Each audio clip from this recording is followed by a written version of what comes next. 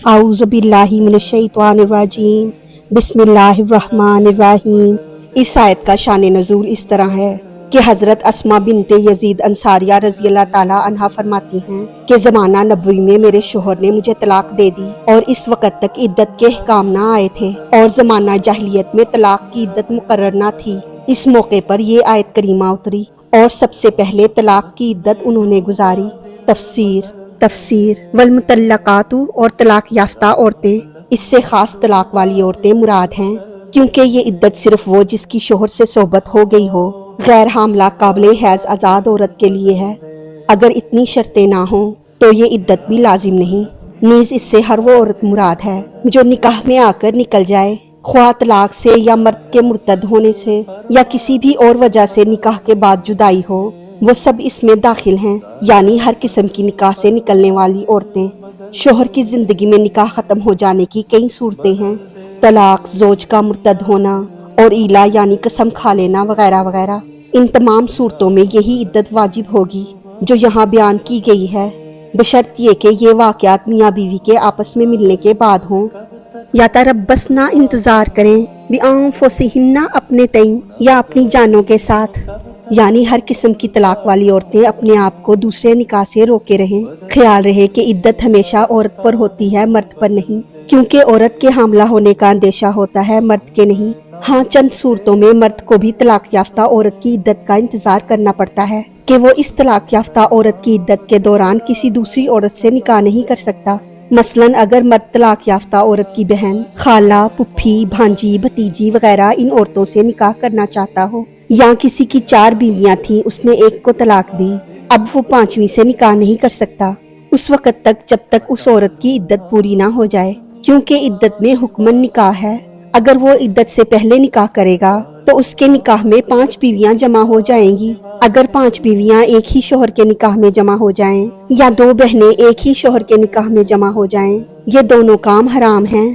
3 قروء مدت حیض، یعنی طلاق والی عورتیں 3 حیض کی مدت اپنے آپ کو دوسرے نکاح سے روکے رکھیں اور دوسرے نکاح کا پیغام قبول کرنے سے رکی رہیں۔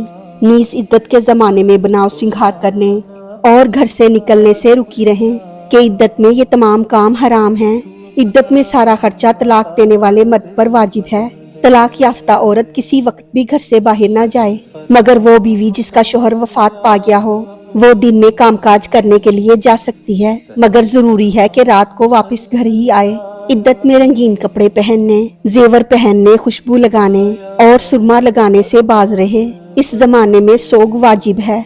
ولا، اور نہیں، یحلو، جائز، لہن، ان کے لیے، ان یکتمنا، کہ وہ چھپائیں، ماں جو خلق اللہ، پیدا کیا اللہ تعالیٰ نے، فی ارحامہن، ان کے رحم میں، یعنی عورتیں عدت میں جلدی کرنے کی غرض سے اپنے حمل یا حیض کو نہ چھپائیں، کیونکہ عدت میں عورت ہی کی بات اکثر معتبر ہے، اس پر گواہی وغیرہ لازم نہیں۔ اس لیے اگر عورت عدت میں غلط بیانی سے کام لے کر غلط نکاح پڑھوا لے تو صحبتیں بھی حرام ہوں گی اور آئندہ نسل بھی خراب ہوگی۔ اس لیے ارشاد ہوا، ان، اگر، کننا، وہ، یؤمننا، ایمان رکھتی ہیں، باللہ، اللہ پر، والیوم الآخر، اور آخرت کے دن پر۔ اس کا مطلب یہ نہیں کہ مومن عورتیں تو نہ چھپائیں اور اہل کتاب کی عورتیں چھپا لیا کریں، بلکہ مطلب یہ ہے کہ یہ چھپانا شان ایمان کے خلاف ہے، یعنی اگر ایماندار ہوں تو نہ چھپائیں، کیونکہ یہ حلال نہیں۔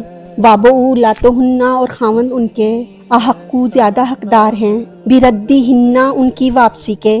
مطلب یہ ہے کہ اگر عورت اپنی عدت کے متعلق غلط خبر دے کر دوسرے سے نکاح کرنا چاہے یا دوسرے سے نکاح کر لے، اور اگر اس کی غلط بیانی کا پتہ چل جائے تو بجائے اس دوسرے شوہر کے پہلا شوہر ہی عورت کا زیادہ حقدار ہوگا، کیونکہ ابھی عدت باقی ہے۔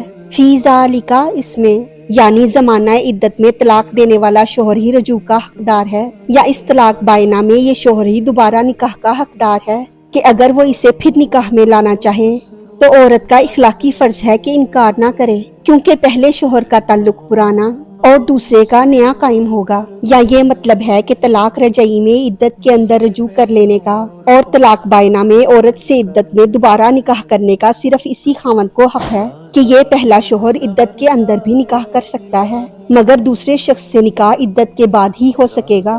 یہ طلاق دینے والا رجوع یا دوبارہ نکاح کب کرے؟ جبکہ ان اگر ارادو وہ چاہیں اصلاح بہتری، اصلاح سے احسان اور دوستی مراد ہے کہ یہ گناہگار نہ ہونے کی شرط ہے، نہ کہ رجوع جائز ہونے کی، یعنی پہلا شوہر رجوع کا حقدار اس وقت ہوگا جبکہ اس کی نیت عورت کے ساتھ سلوک کرنے کی ہوگی، نہ کہ فقط پریشان کرنے کی اور عدت دراز کرنے کی، جیسا کہ زمانہ جاہلیت میں لوگ کرتے تھے کہ عورت کو طلاق دے کر عدت ختم ہوتے وقت رجوع کر کے پھر طلاق دے دیتے تاکہ عدت دوبارہ شروع ہو جائے۔ اگر اس نیت سے یہ لوگ بھی رجوع کریں تو سخت گناہگار ہوں گے۔ والا ہننا اور عورتوں کے لیے مثل الذی مثل اس کے جو علیہن ان پر ہے، یعنی جیسے عورتوں پر مردوں کا حق ہے، بالمعروف دستور کے مطابق۔ مثل سے نہ تو برابری مراد ہے اور نہ کیفیت حقوق میں تشبیہ مقصود ہے، یعنی نہ تو یہ مطلب ہے کہ زوجین کے ایک دوسرے پر حق برابر ہیں کہ ایک مہینہ شوہر بیوی کو کما کر کھلائے اور دوسرے مہینے بیوی شوہر کو کھلائے، بلکہ مطلب یہ ہے کہ جیسے کچھ حقوق مرد کے عورت پر لازم ہیں، ایسے ہی کچھ عورتوں کے حقوق بھی مردوں پر لازم ہیں، کیونکہ یہ بیوی ہے نہ کہ لونڈی، اس لیے دونوں کو چاہیے کہ ایک دوسرے کے حق کا لحاظ رکھیں۔ اس کو واضح کرنے کے لیے ارشاد ہوا کہ وللرجالی اور مردوں کے لیے علیہن ان پر درجہ ایک درجہ برتری ہے، رجال سے مراد شوہر ہیں اور علیہن سے مراد عورتیں ہیں، اور درجے سے مراد فضیلت ہے، یعنی شوہروں کے عورتوں پر زیادہ حق ہیں۔ واللہ اور اللہ تعالی عزیز غالب حکیم حکمت والا ہے، وہ جو چاہے احکام جاری فرمائے اور جس کو چاہے اعلیٰ اور افضل کرے، اس کا کوئی کام حکمت سے خالی نہیں۔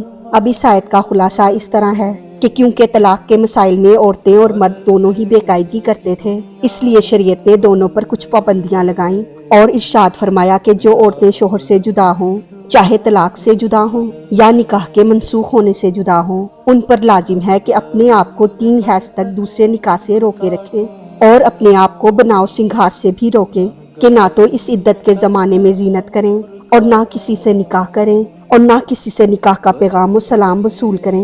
ان طلاق یافتہ عورتوں پر یہ بھی جائز نہیں کہ عدت میں جلدی کے لیے اپنے حمل کو چھپا لیں کہ اگر حمل ہو تو ظاہر نہ کریں یا اسے گرا دیں یا غلط خبر دے دیں کہ ہمیں 3 حیض آ گئے ہیں۔ اگر وہ اللہ اور قیامت پر ایمان رکھتی ہیں تو عدت چھپانے کا بڑا جرم نہ کریں، کیونکہ اس سے دوسرا نکاح درست نہ ہوگا، یعنی عدت میں دوسرا نکاح جائز نہیں۔ خیال رہے کہ زمانہ عدت میں پہلے شوہر رجوع کرنے کے حقدار ہیں کہ اگر انہوں نے طلاق رجعی دے دی ہو تو بھی اپنی بیوی سے رجوع کر سکتے ہیں، بشرط یہ کہ اصلاح کی نیت ہو، نہ کہ عورت کو نقصان پہنچانے کی، ورنہ وہ سخت گناہگار ہوں گے۔ یا طلاق بائنہ کی صورت میں اگر پہلے شوہر دوبارہ نکاح کرنا چاہیں تو بامقابلہ دوسروں کے اخلاقاً وہی زیادہ حقدار ہیں۔ نیز طلاق بائنہ میں پہلا شوہر عدت کے اندر بھی دوبارہ نکاح کر سکتا ہے، لیکن اگر دوسرے مرد سے نکاح کرنا ہو تو عدت کے بعد ہی ہوگا۔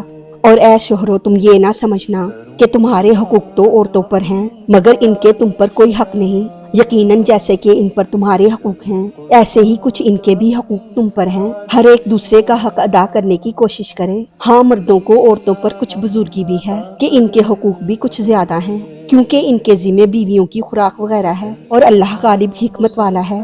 جیسے کہ عورتیں تمہاری ماتحت ہیں، ایسے ہی تم بھی رب کے ماتحت ہو۔ اگر تم نے ان پر ظلم کیا تو تم سخت سزا پاؤ گے۔